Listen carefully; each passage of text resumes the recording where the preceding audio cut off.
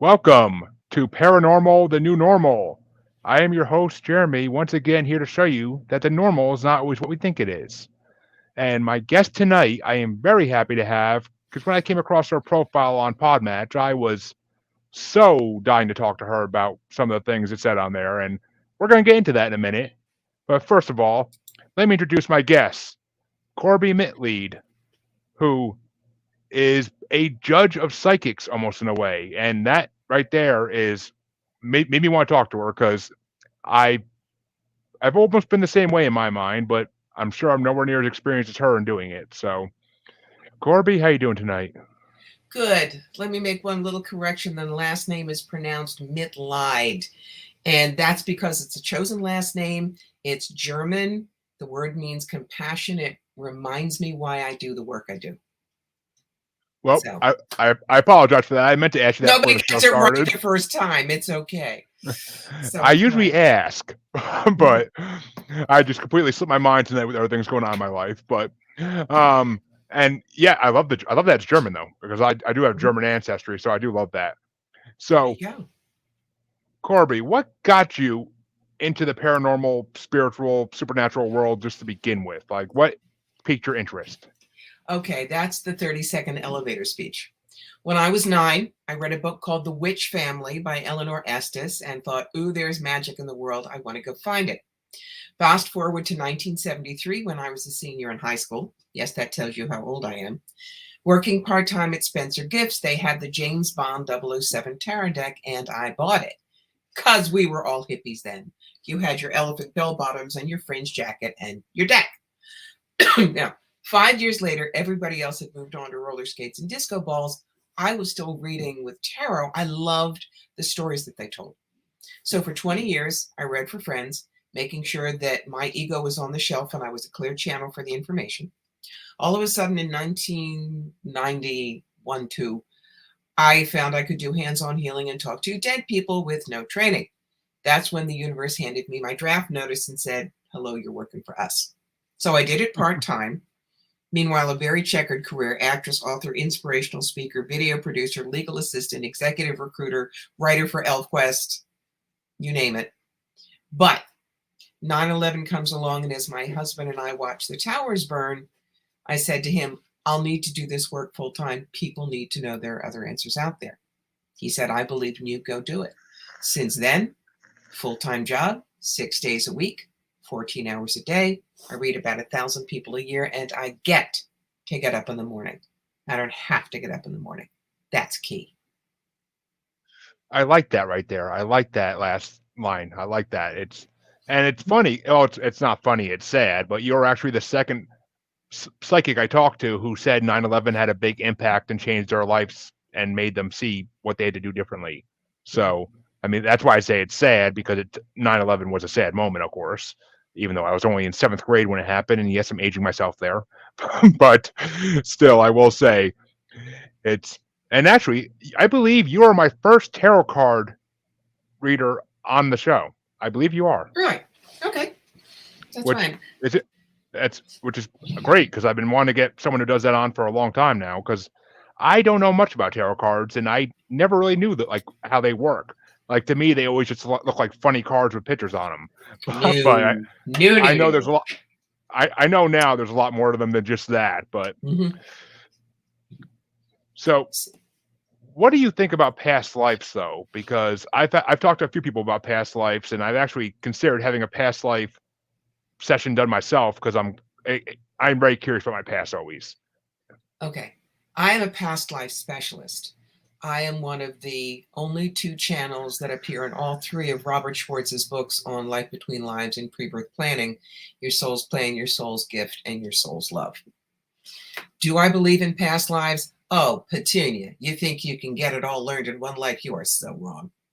So, yes, but you need to make a differentiation between what comes back and one doesn't. For instance, Jeremy, your and my souls, we come back over and over and over again.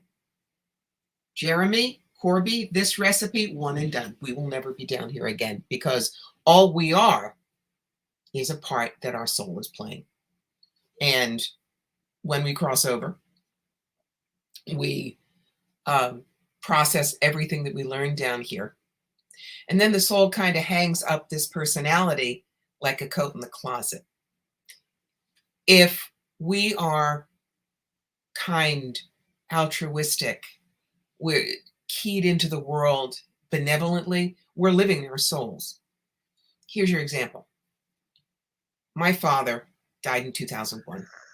He was my best friend. He does come in to do medical intuitives with me. He was a fabulous doctor. And when he does, what do I get? Oh God, he can still terribly pun. He's kind, he's compassionate, he's wonderfully incisive, especially with cardiology, because that was his specialty. So what's left in the closet? His depression, his anxiety, and his hypochondria. That's what was part of his lesson. Makes sense, because you keep the good, you leave the bad. I mean, that's the way it should be. And we do have a question from Sadie here, and we didn't talk about this beforehand, so I'll let you answer because I don't want to answer for you. My show is all about the guests, so it's all about what you're willing to do. Okay. Sadie, maybe later. Okay. Once I open the door to free readings, everybody wants a free reading. What's my spirit guide? What's my spirit guide? What's my spirit guide? Does Bruce love me? Does Bruce love me? I want to talk to dead Aunt Mabel. Now, one thing, if we do readings, second half of the show, I will not do mediumship because I do not censor what comes out of this mouth.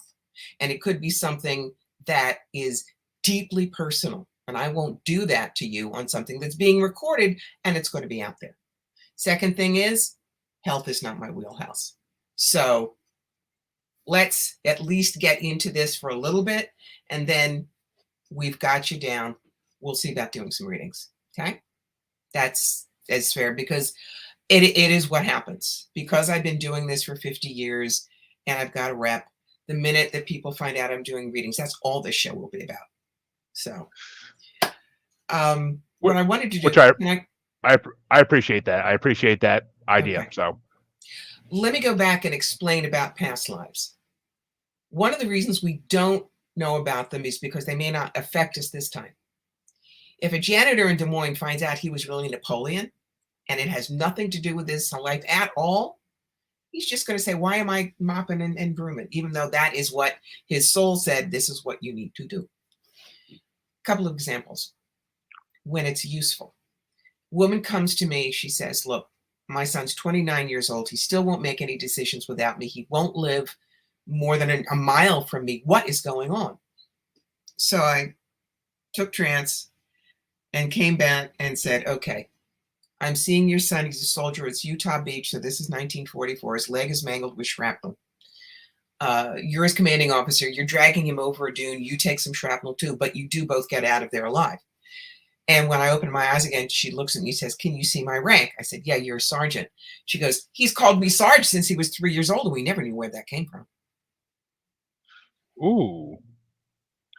Which, see, that's much better than, I must have been Anne Boleyn because I can't wear turtlenecks. Do not give me that line. I like that. But I mean, that does make sense. And Sadie thanks you and she understands your reasoning behind your answer. Which that kind of brings me to my, that's a good segue into the next part I believe in. The next thing I want to talk about.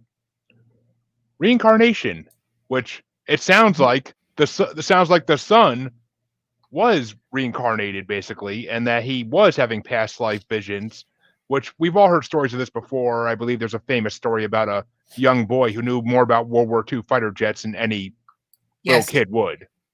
Mm-hmm. Yes, we do sometimes get those things. The second story. Girl comes to me, she's, corn-fed Midwest. She has nothing to do with the Civil War and where it was fought, but the Underground Railroad was apparently always something for her. And so I said, all right, I'm seeing you. It's a whitewashed room, but the ceiling is very low. So you have two very tall gentlemen. They're kind of standing with their necks bent over because they're too tall for the room. Looking at your dress, it looks like about 1862 or 3. It's gray serge. You've got black soutache trim on the peplum and the sleeves, and you're kneeling next to a rickety iron bed in which there is a very old Black woman. And you're all mourning because you got her out of the Mississippi plantation, and she almost was to the end of the Underground Railroad where she was going to be free, but she was dying in that bed and she wouldn't make it. And I opened my eyes and tears are coming down this woman's face. And she says, that same dream, exactly the way you've described it, I have had it over and over for 20 years and I didn't know why. That's when a past life is important. Not just because you want to see if you're anybody more important than you are this lifetime. Yeah, see, I mean, that's the reason that's kind of the reason I always wanted to know my past life, is because I want to, it's not about like, oh, was I a king or was I a duke or something like that. It's more about like, does my past explain why I am the way I am today? Like, that's more what it's about to me. Probably. But then you also have to look at karma. And karma is not carrot and stick, bad and good. That's the kindergarten version. Karma is 5 things: healing, service, contrast, unbalanced energy, and healing of beliefs. Now, the example I love using for that is Ryan White. Ryan White was the kid in the late 80s, early 90s who got AIDS from a blood transfusion. This is before Butch was known at all. His family was treated like a pariah, but Elton John became friends with them. And at this point, Elton was drinking and drugging and sexing himself to an early grave. But he grew very close to Ryan's family. When Ryan died, played at Ryan's funeral.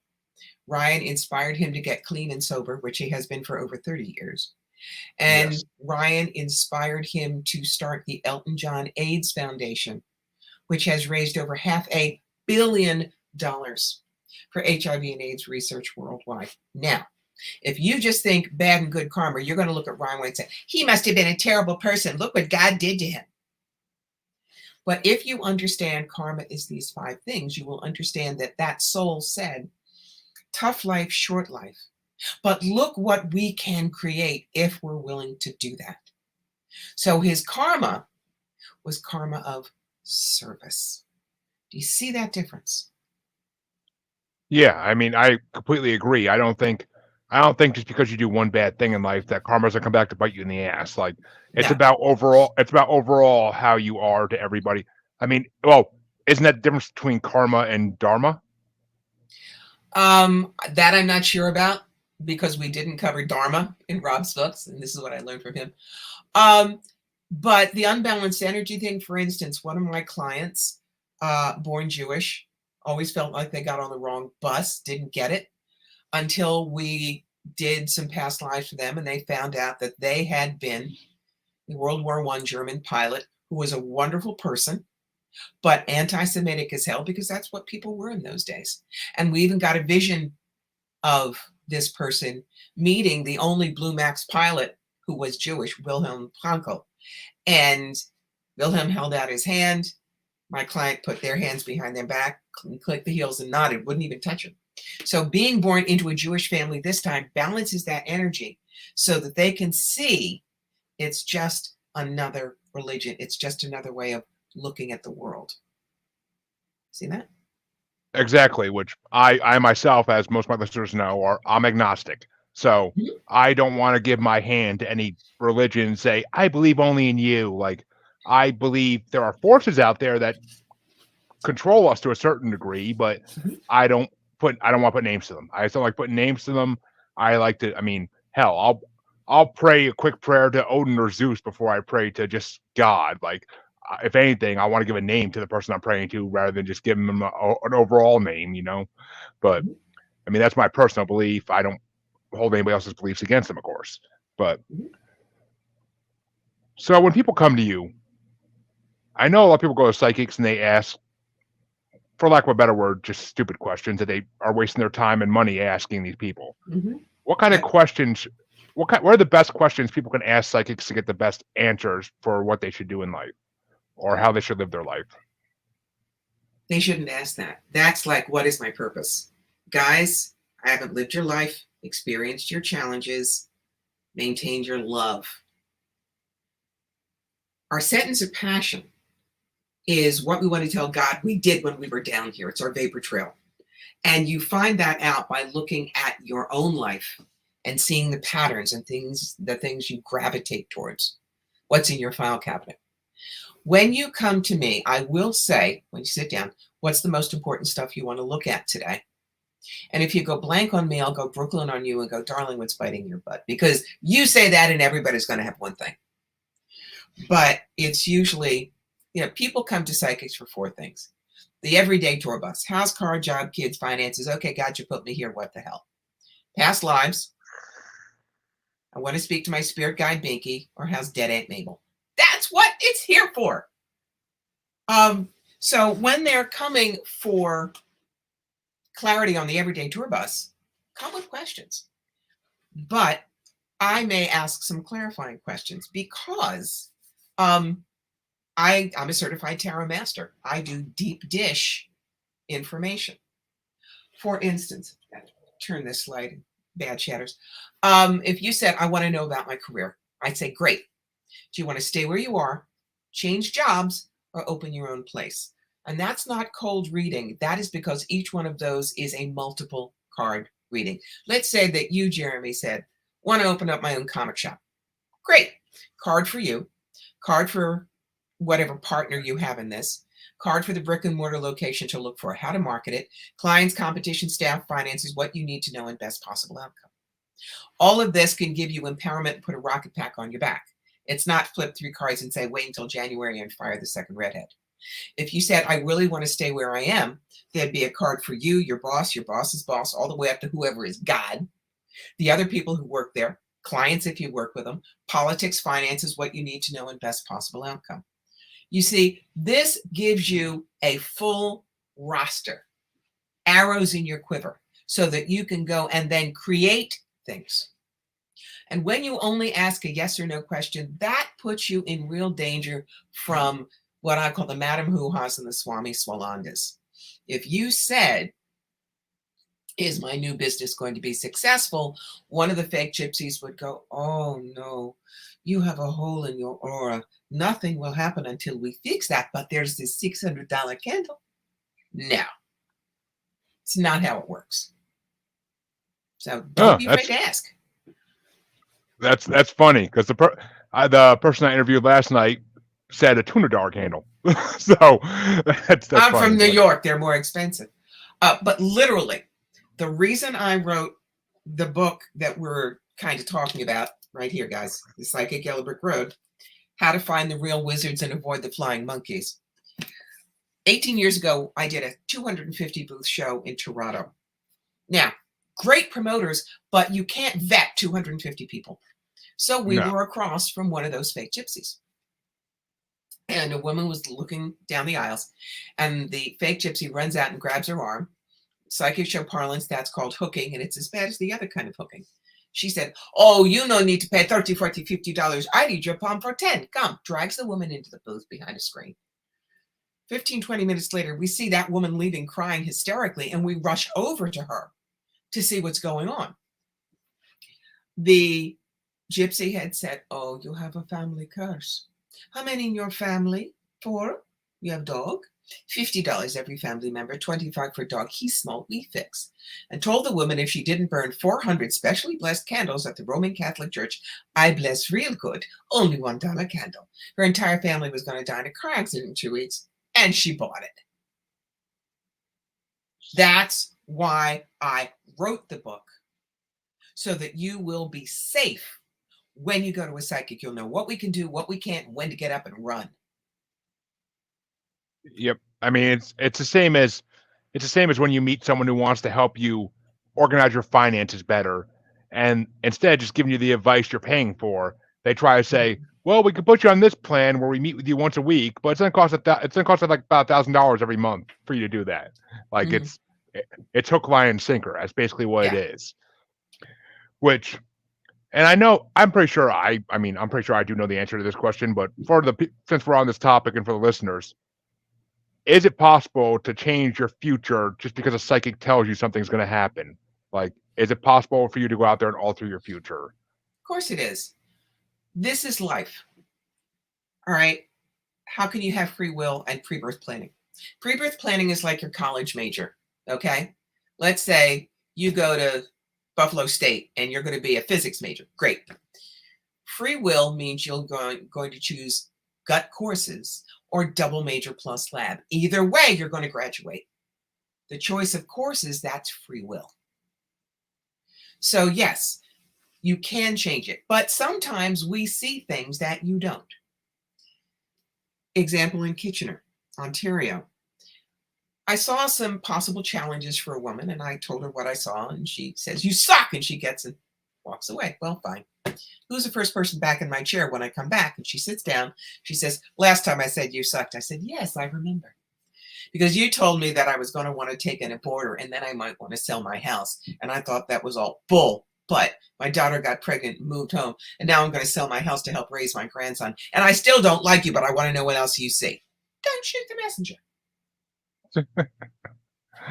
I like that. I like that. I like that story right there. I mean, it just perfectly lines up. Which, I mean, of course, we all free will, but it's, but I mean, it just doesn't make. We can't. We have so much free will in life. I believe we're meant to do certain things. Like I've had other psychics tell me, "Oh, you're meant to do this podcast," and I take it with a grain of salt because I'm like, Look, I don't know if you're just telling me that or if you're just trying to butter me up or something. But it's also how the cards are read. Getting back to tarot, one of the reasons I love the cards is it's great allegory. When I read for rookies, there are 3 cards that terrify them: Death, the Devil, and the Tower. And if you take the Tower card, it's doom, gloom, destruction, lightning, fire, people falling off and dying. But the way I explain it to them is, think of it as the imploding sports stadium card. Red Sox want to build a new stadium. They are going to have to blow up Fenway first and clear the ground. That card is saying there are changes coming. Get ready for change. Hold on to everything in life lightly and run toward the change, not away from it. You will have more control. That's the difference between me and a gypsy that goes, "Oh, there are terrible things happening, but we have a magic formula we can fix." Got it? And I just had to point this out because I do love synchronization. Like that's one of my Yeah. favorite ongoing topics. Mm-hmm. I'm actually, and you've mentioned New York and Massachusetts now. Yeah. I'm from Kingston, New York originally. Lived there for Okay. 25, 26 years. Yeah, I'm about 2 hours north of you. Oh, okay. I know. And my brother actually went to Buffalo U. So U Buff. Yeah, there's U Buff in Buff State. Okay, cool. Now, and go ahead. Nope. Last part is you mentioned Fenway, and yep. guess where I moved from New York to? Massachusetts. There you go.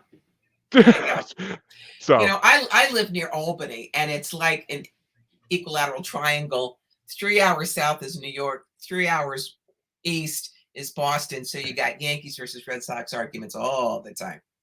Anyway, one of the things that I teach people when they want to be a professional reader is always have a children's deck. Now, I've got not only tarot, but bunches and bunches of oracle cards that I also use in my readings.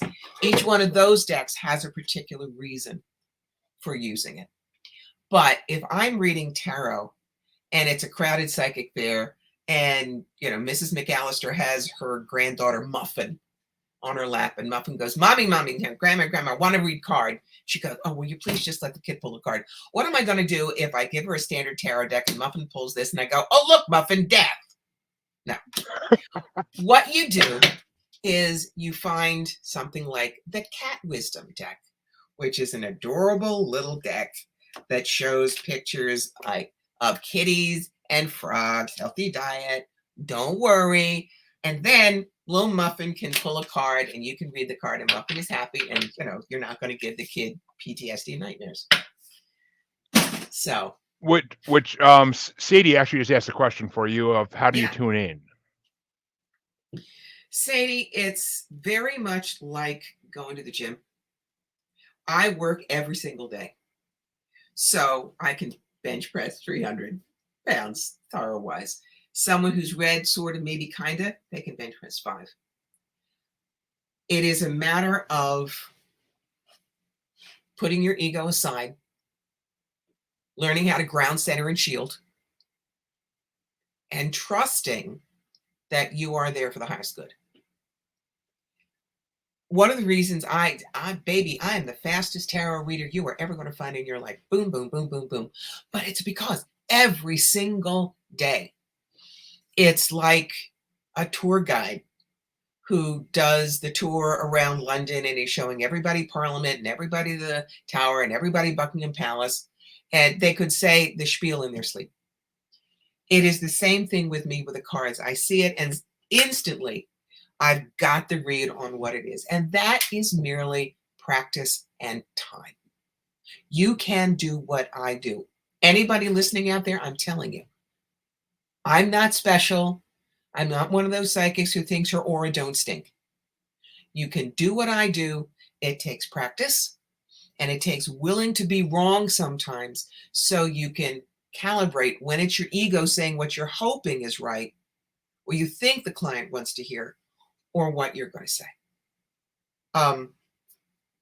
It's one of the important things for me with mediumship. I do not go fishing because it's too easy to fool you. I see a woman in a flower dress handing you a rose. It's grandma. Oh, can I vomit now? So I get dog tags. For instance, my father, Jerome Richard Dorkin, who died in 2001 at the age of 80, doesn't tell me anything, but gets me right into the energy. But again, one of the reasons that I will not do mediumship on the air, my favorite example, there was a biracial same-gender couple in upstate New York. The black partner had died and her white widow wanted to speak to her. Now look at this face. Nice girl from Cherry Hill, New Jersey, manners. What came rolling out of my mouth in flawless urban ebonics, I am not going to state on this show because it should not go across the airwaves. And as soon as it was out of my mouth, I went, oh! And the woman in front of me was laughing and nodding because that particular sentence was what her partner said every time she walked into the house after a business trip. That's why you got to put your ego out of the way and you got to understand when things are private. There are other people who do mediumship galleries, live and be well, because they do it differently than I do. My thing is past life galleries. I can do them the way other people do mediumship galleries because I've honed that skill. And if you're looking at what's my skill, think of it this way. When the universe hands you your draft notice, they're going to go rifling through your file cabinet to see what you got. What about me? Theater major at Brown University, professional actress in New York for a while. So I understand stories and character arcs. Words are my drug of choice. I am a writer, so I can tell the stories. And I have loved history since I was a wee thing in single digits. So, past lives. You can show the same vision to me and someone else who is good with past lives. I'm not saying they're not. But they might say, well, I see you in a big hat and a long skirt and it's in front of something really fancy. It must be Europe. So this is maybe, 100 years ago, 200 years ago. I don't know. I would see the same vision and go, okay, hobble skirt, picture hat, that kind of ostrich feather. You're standing in front of the Brandenburg Gate. This is probably Berlin in 1911. Which one's going to give you more information? On the other hand, do not ask me to draw spirit art because I cannot draw a stick figure with a sharp pencil and a lot of prayer. Not my wheelhouse. So don't think you have to do everything. Do what you love. For me, cards and past lives are my very, very favorite things. Which, that's similar to me, because don't ask me to draw you anything, because I'm the same way. I can't draw a stick figure that great. So it's the same thing. It's funny. Synchronization once again here. But on your profile, I saw something about a three-legged stool. And I have an idea where that's going. I'm kind of curious what that means. Like, what's that about? Your three-legged stool is if you want to be balanced in life. Get clear on your purpose, get clear in relationships, and get clear with spirit. Now, notice I don't say get clear with God. Because I don't care if you're Christian, Buddhist, Jewish, Muslim, pagan, or believe in Ralph the Wonder Dog. I really don't. All you need with me is to know something up there loves you, wants the best for you, and is willing to work with you. Okay, why? Well, I've done the cancer dance 3 times and come out the other side. I kind of don't think I did it without some energetic stuff from upstairs, but that's me. So the most important thing when you do this is stay open. Don't think you've got all the answers. Does that make sense to you, Jeremy? Oh, 100%. I mean, I say on this show all the time, I have theories for everything in this universe, but it doesn't mean that one damn thing I say is factual because I have no proof of it all. And I'm not going to sit here and act like I know things people don't. Like, I don't. I wish some government agent would come up to me and be like, yeah, Bigfoot's real. We can show you where he lives. Just come with us. But, like, no, I don't have that happening to me. Like, it's just the Mm-mm. way it is. Like, I can theorize all I want, but I can't prove shit. Like, that's just the way it is. And even the best of us psychics were only 85% accurate, kids. Nobody is 100% accurate. The only one 100% accurate is God, and God is not doing Psychic Thirst this week. Okay. So if somebody says I am 100% or 98% accurate, that's their ego talking. Okay. So watch that. And yeah, that's one of the things that people will say, how do I know who I should go to for a reading? So let's use the example of you're going to a big psychic fair in town. You don't know anybody from Adam's House Cat. What you have to do is you have to be good puppies. What do I mean? Well, first you do your walkies. You go in and you walk around and you just kind of look and see what's going on. Then you get paper trained. What does that mean? Paper trained means that you are going to go and get something like a rack card. Let's see if I have one here. A rack card or brochure, something that will tell you about that psychic, and you're going to go and sit and read everything you picked up. There'll be 3 or 4 people that you want to come back because maybe they're your person. Talk to us directly if we're not busy, or talk to our front people. But remember, we can tell you we're wonderful and that doesn't count. And we hire our front people to say they love us. My first front person was the wonderful Laura Spickerman, who was my husband's office manager at the museum he ran Monday through Friday. Do you think she's going to dismiss his museum director on the weekend? Probably not. What you want to do is you want to find our testimonial books. Those are comments from people who have had readings, and we all have them. Are we good? Are we kind? Are we funny? Do we have specialties? Children, dogs, dead people. Are we accurate, and would they come back? But the most important thing is check at heart level. If the psychic doesn't feel like they have a brain in their head, they really give a damn about what they're doing, or they're going to give you good information, don't go there no matter how cool the wiki woo looks on the table. They're not your readers. Hot button of mine. Oh, hey, I'm all for it. I talk about all the time in this show bad versus good psychics. Like it's a ongoing topic on this show because I talk to a lot of mediums, and most of them agree that you can't just go by looks and you can't just go by like a good feeling you get. You have to really look into these people and ask previous people, like, oh, what did they do for you? Did they try to make you spend more money, or were they just trying to make it like make you see what you want to see? Like it's just, I mean, I And forget his name. There's a famous psychic that was they made fun of him on South Park and everything. Like, and he was no, I want to say John Edwards, but I know that's wrong. And he used to do like the live like 500 people in an auditorium that readings. was John And Edward. okay, yeah, then maybe it is John Edwards. I believe on South Park they gave him the biggest douche in the universe award. But It is what it is, you know. The most important thing, though, is don't expect us all to behave the same way either. It's like a bedside manner with a doctor. There are psychics that are nice and soft and friendly, what I call glurpy purple with angels. Hi, I'm Little Dancing Raccoon, and here's my spirit guide, Arctic Bear. Forget it. This is New York. I will hit you upside the head with a clue brick. You will laugh because I'm funny, but it's a totally different style. So exactly. you're going to have to take that into account too with who you go to. Yeah, which I never actually went for a psychic reading in my life until I had someone I had on my show from the UK about a month or two ago. Yep. She gave me a quick reading after we got off camera because she sensed something actually right beside my chair here, and she was going off that, and apparently it might have been one of my grandfathers that passed away. So it was kind of like, I don't know what to believe. I don't know whether it's true or not, but like I get the feeling it was because she seemed very authentic. She didn't try to like tell me it than get more money and then get any money out of me to try to like get more information. So I feel Mhm. like she was authentic, and she just seemed like an overall good person. I mean, I'm a decent read on people. I could decently read people. Like I've been screwed over plenty of times in life. I'm from New York. I dealt with a lot of assholes who want to get money out of you and whatnot, but Mhm. it's just the way it is. So my next question is, do you believe in alien life? I do, simply because I have a lot of um, clients who are what I call half wings, other. Look at the movie Powder. That's a brilliant example of other. The idea that we are the only sentient beings in the universe, oh, that's hubris.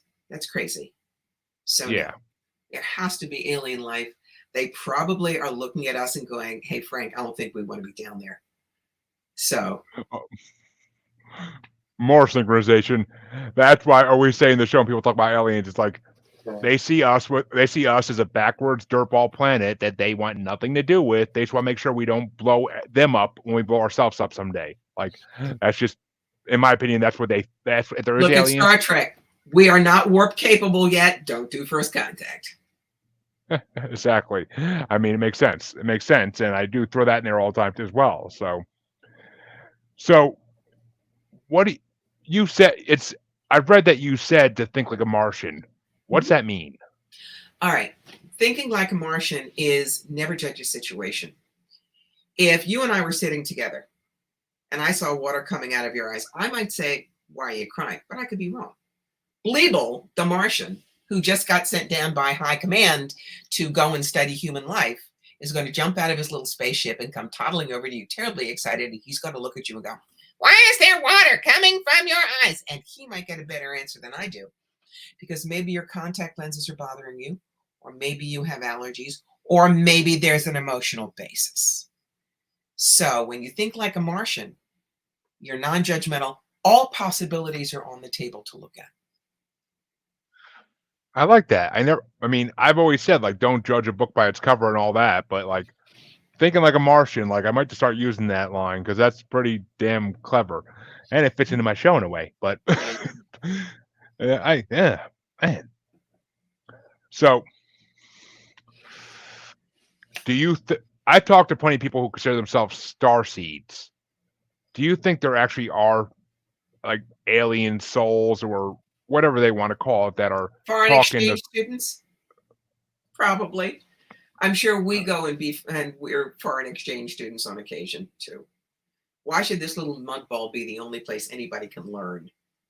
It's not. Have I ever met So an alien? No. so do you Right? believe that? So do you believe that's what starseeds say, that they are actually are alien souls in human bodies and that they keep coming back to Earth because they're trying to learn more and they're trying to Maybe. be able to blend? Hmm. Why shouldn't, I mean, if we're coming back time and time again, reincarnation, why shouldn't they come in and be foreign exchange students? I don't see anything wrong with it.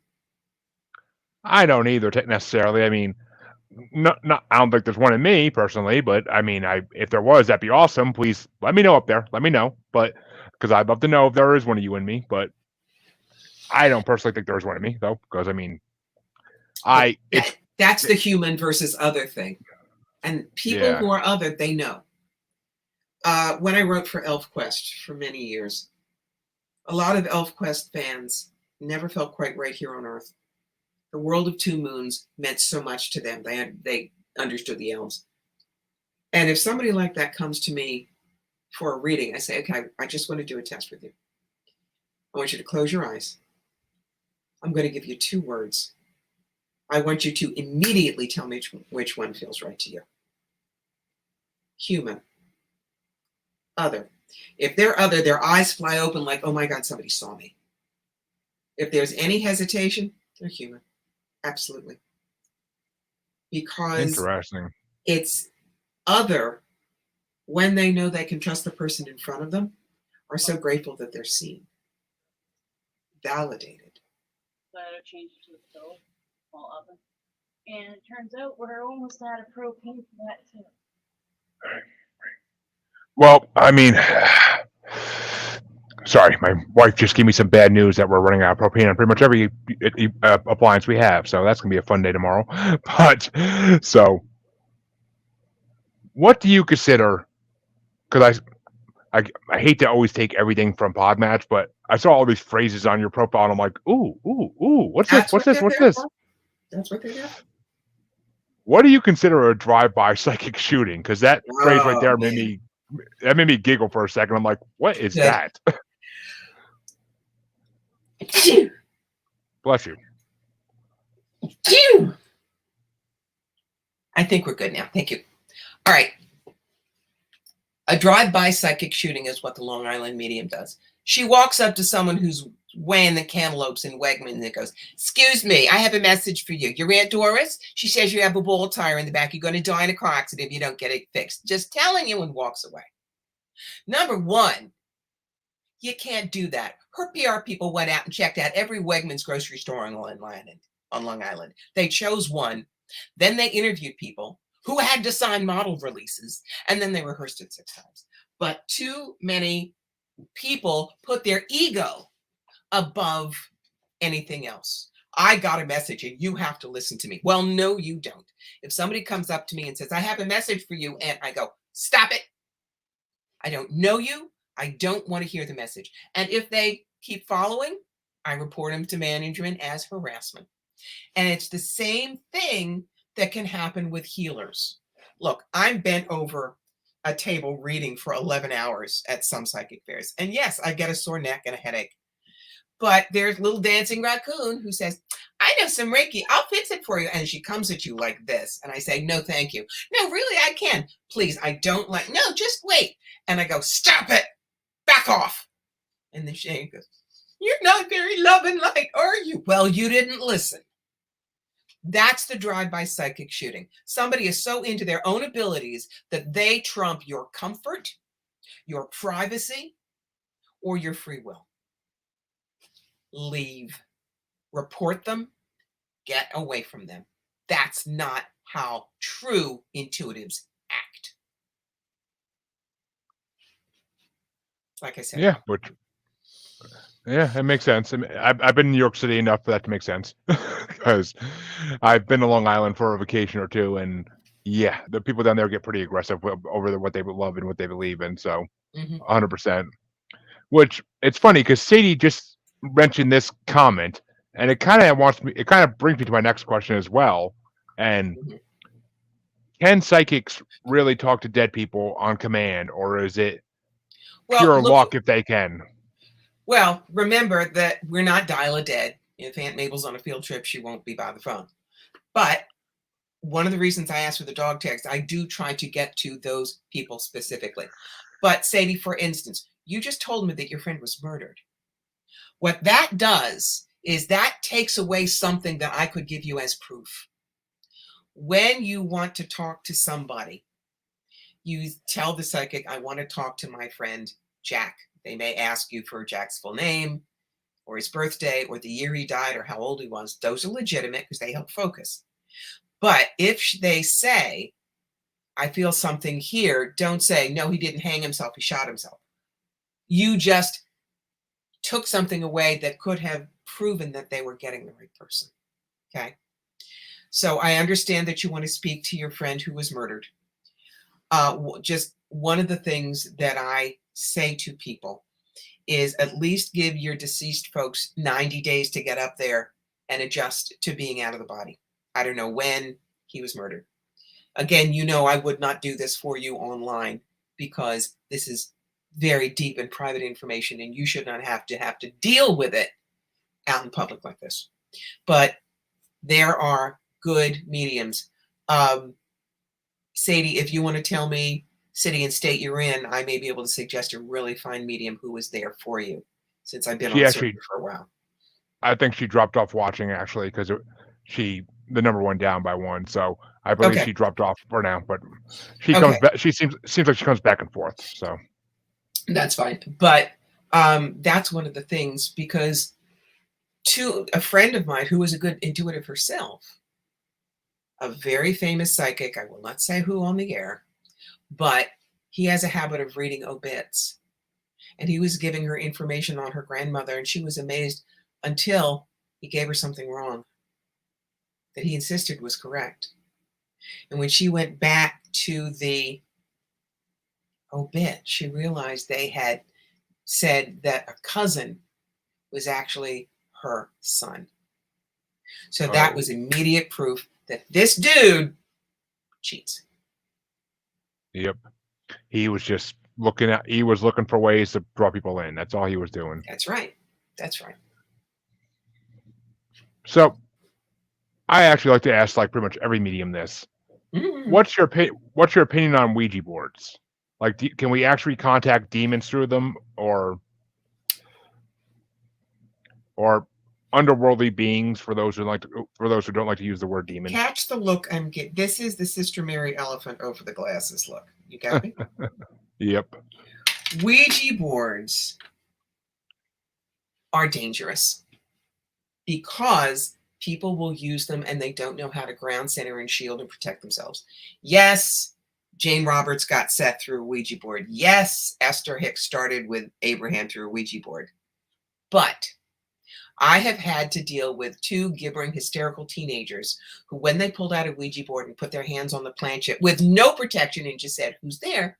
What was spelled fast, very backwards, was, "I have an axe and I'm here to kill you." Trust me, it's not your Uncle Danny. Okay?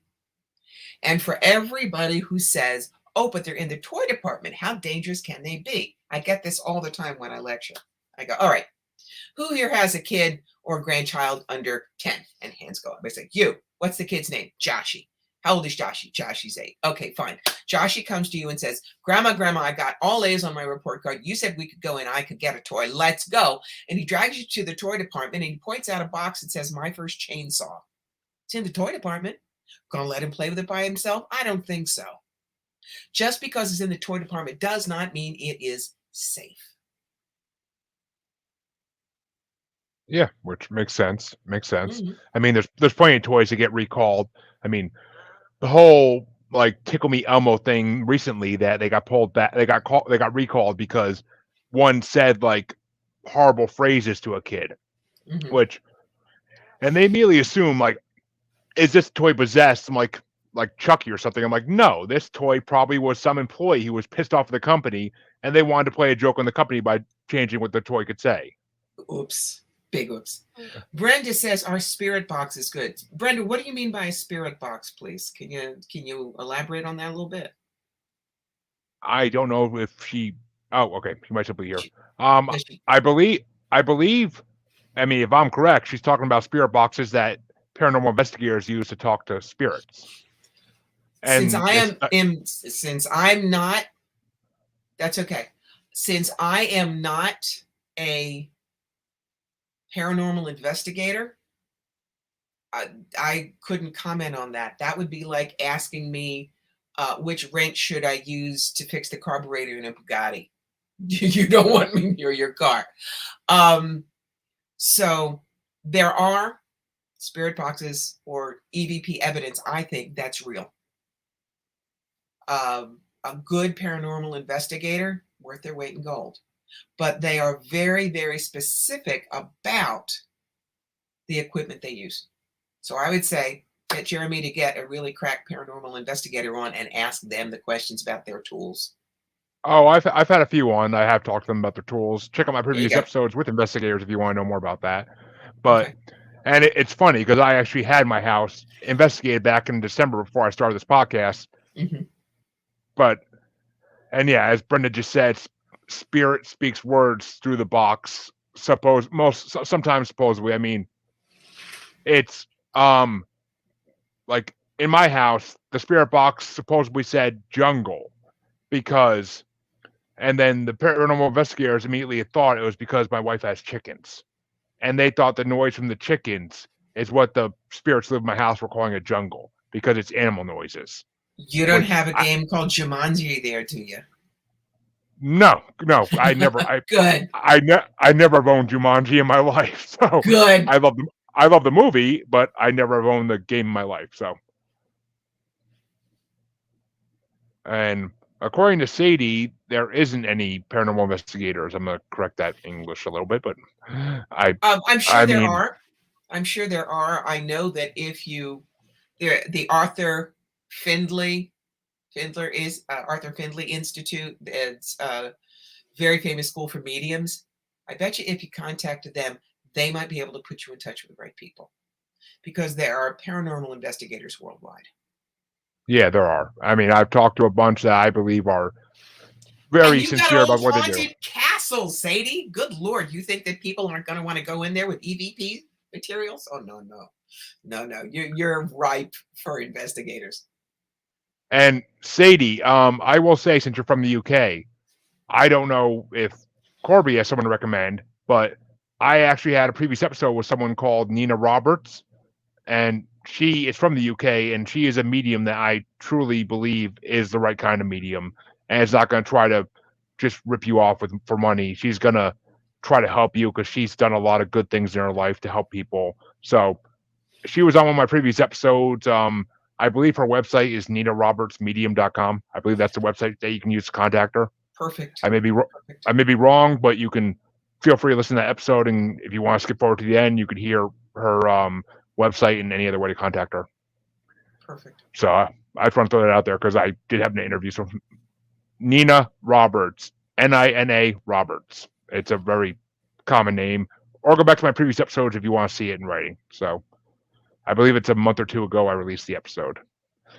But she is a very lovely woman, and I would fully recommend her. She is the one who did a reading for me after the show was over and saw a spirit next to me. So, and I truly believe she has the ability. I do. There you go. So, what do you think about? How am I going to say? What do I want to say? Do you believe that demons are constantly, or underworld beings are constantly trying to influence humans to do bad things, or constantly trying to possess humans? Like, I like to ask every medium this question, but I don't. Are there negative entities, energies? Oh, I'm sure. But remember, organized religion sets it up so that they can control you and get your money and make you afraid and be the only conduit to safety.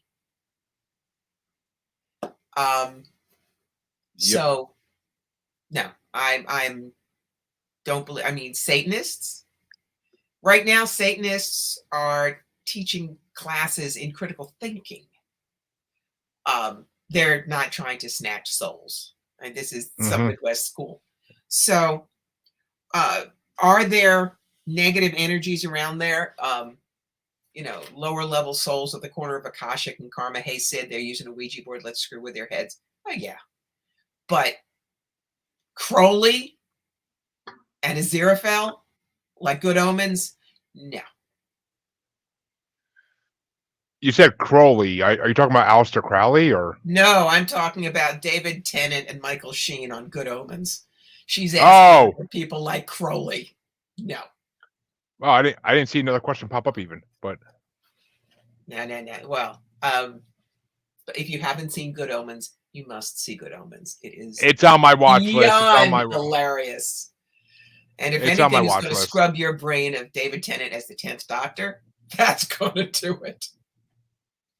Ooh, do not bring me down the Doctor Who wormhole because the best Doctors are the first and third from the original series. I'll say that right now. But okay, I forget their names for everything, but they were the best Doctors in my opinion. The first and third,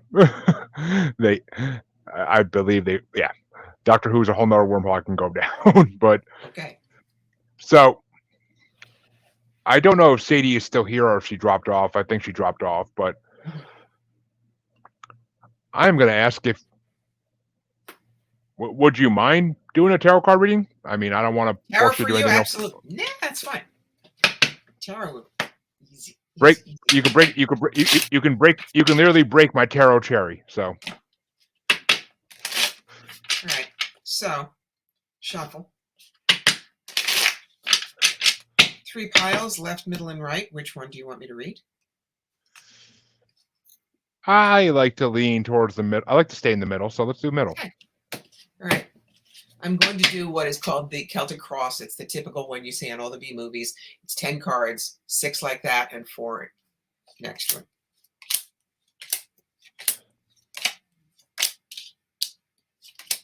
First thing I do is I look for the major arcana. In my deck, they're the ones with the Roman numerals and the names at the bottom. It's what I call the concentrated God energy in the deck. Statistical average is 2 majors in the first 10, 78 cards, 22 majors. You have 1, 2. You have exactly 2. So that means this is free will. Nothing's written in stone. God says, you don't like it, change it. I don't care. Now we look at the suits. There are 4 suits. They're just like the 4 suits in a standard deck. In fact, if you ever watch a gypsy use a standard deck, wands are clubs, pentacles are diamonds, cups are hearts, swords are spades. In this deck, wands are creativity, power, passion, and drive, what you put out to the world to say, this is Jeremy, take it or leave it. Cups are relationships, but anything that goes human heart to human heart, family, friends, work, community, not just partners. Swords are challenges, speed bumps, crap, and the mental work to deal with it. Pentacles are material goods, stuff. So what have you got? You have 1, 2, 3, 4 pentacles. So there's probably going to be a lot about stuff, house, car, job. You've got 1 wand for creativity. You've got 3 cups for relationships. So look at what you don't have. You don't have any swords. When you don't have any swords in the first 10, basically what that means is any problems that you have are either self-generated or you already know they're there. There's nothing new that's going to come at you from the outside. So let's look. The first thing is the 6 of Pentacles. Some people read that as constant assistance, but I see it as not quite having enough there. But over it is the 9 of Cups card. And the 9 of Cups card thinks wishes fulfilled. It's what most people say. But for me, it also has a secondary meaning. Be careful what you wish for, because you're going to get it. But the key is there is a new venture that you are looking at. This is the big thumbs up card. Whether or not you have all of the wherewithal to do it, don't let that stop you. Start making your plans. There's a wonderful German saying, begin to weave and God will give the thread. Past couple of years, I think you've been in a little bit of a pity party, my friend. You've seen the crud and the problems, but the future is right in back of you going, psst, yo, hey. Okay. Now, frankly, that's a lot of us because the past 2 years have been the years of murder hornet bingo and hold my beer, but we're coming out of it. So the next 9 months, I want you to really concentrate on what this new dream is. Notice that the guy is pouring liquid gold, but even the gold, if it doesn't fit in the mold, it drains out. What you're going to have to do is really, really focus on whatever this new project is or opportunity that's offered to you. Don't get scattered because you do tend to juggle money. Notice he's on slippery rocks, but he never falls. Around you, everybody has been feeling a little slow on the uptake in terms of money. And what you really want is, this is your 3 a.m. card. You want the world. You want the job that you love. You want to be able to help friends. It's like, don't make me live small. I was not born to live small. Now, within the next 18 months, if, see, this is 7 cups of fantasy, and that's fantasy poisoning, like 7 cups of alcohol is alcohol poisoning. If you can pluck from this the one thing you truly want to spend the time on, that's the card of ultimate truth. That is what you will get. I think that you're someone that has dreams, but then gets distracted. You have got to put feet under this dream this time. Anybody wants to distract you, you can say, thank you for sharing. You may think that if you wish, but the door's over there. That's what I get. Wow. Why? That is deadly accurate to It's my certain job. things that have happened in the last couple of days. Mm-hmm. Like, oh, I mean, well, But I you think you saw just how inspired me fast to I put read. like, When I say I'm yeah, fast, it's like, 100%. but that's why I record every session I do for you, because you'll never remember everything, and if you're taking notes, you're not listening, and you might miss something. So there's always an MP3 that gets sent to you, or if you're in person with me, a CD gets handed over. Wow. I mean, that just gave me so much to think about, and I'm gonna be when I edit this episode, I'm gonna be listening to that part over and over again. Like, Good. It's my like, job. wow. I mean, wow. I'm mind blown at this point because, and do you always say 9 months, or is that particular to me? No, that particular position is. Okay. You've got, all right, here's your Celtic. You've got the first card, what crosses it, the key to the situation, what's happened over the past 2 years, and here the next 9 months. So it is the positional card.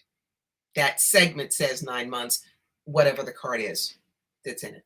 It's what you need to do over the next 9 months. It's interesting because when that medium when Nina Roberts gave me a read about a month or two ago, she basically said that something about October. We're either going to be, me and my wife are either going to be expecting in October or procreating in October to have a kid. Okay. So the fact that you said 9 months, like, kind of like just like rang in my head, like, oh, wait a minute now. It's okay. Oof. And you said, and the whole "be careful what you wish for" thing, kind of like, and I keep telling my wife, like, I have 2 stepkids, like, I want a full blood, like, Mhm. that's what I want. So the whole "be careful what you wish for" thing just kind of revolved around that in my head. So holy crap, Jesus, Okay. like, ooh, mind blown, a little bit blown. All right, reconnect the sparks up there. So, wow, I. Mm. I'm sorry, that just lined up so well with everything that's going on in me. Like, I've been working 2 weeks promoted into a manager position. Mhm. So, and you said something about like what's happened to you recently is like meant to happen. At least that's what I heard. Like, Listen to this again, at about 55 minutes from on your live feed, and you'll have it again. Like I say, if this was a real reading between the two of us, you would have an MP3 to listen to. yeah, which, Jesus. All right, yeah, I will be listening to it again multiple times because, wow. Okay. I totally recommend anyone who wants one go see Corbie because that was so accurate. It's scary. Like, it's scaring me how accurate that was to my life right now. And some other devastating news I just got tonight, podcast related. So that is deadly accurate. But wow. And is there anything else you want to tell listeners before we say goodbye? Only that, you can do what I do. Now, this is live for tonight, and there are some people watching it. If you are, for all those people who were thinking, gee, I'd like a reading.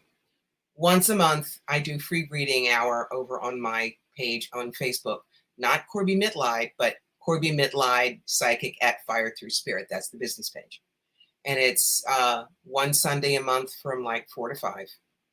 And I do usually somewhere between 30 and 45 readings in the hour. They're 1, 2, 3 card readings, but they're fast and they will give you some answers. So if you're looking for a free reading, that's where you go. Otherwise, to find me, CorbieMitleid.com.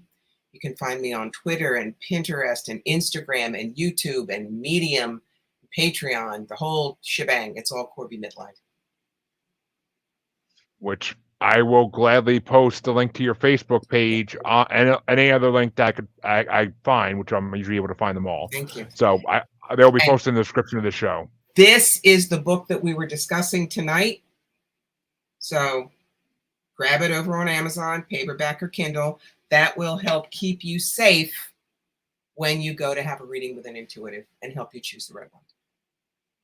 Which everybody should know which psychics they're going to before they go to them. I 100% agree with that because otherwise you're going to get gypped for your money. And that's, which it's a sad thing that happens in this world, but it just happens like everything else that's sad in this world and we can't completely control it. So I 100% agree with that. And please, everybody should go check out Corbie's page and check out our free readings. Maybe you'll want to actually pay for one after that because you'll want a more in-depth reading or you'll want some psychic help, which we all could use from time to time, I fully believe, now more than ever. Yes. And as all my listeners know, You can feel free to check me out on the Paranormal the New Normal / Maniacal Music Musings podcasts with an S group on Facebook. Everything I do is put there. And you could also find me on Twitter and the Gram as @Juggalo Bastard. And until next time, I once again thank my guest Corbie for coming on. It's been an absolute pleasure interviewing you, and I'm so happy I had you on. And listeners, I will see you. I believe I'm doing another live tomorrow, but and then after that, I will see you this weekend. I think. Tune in next time.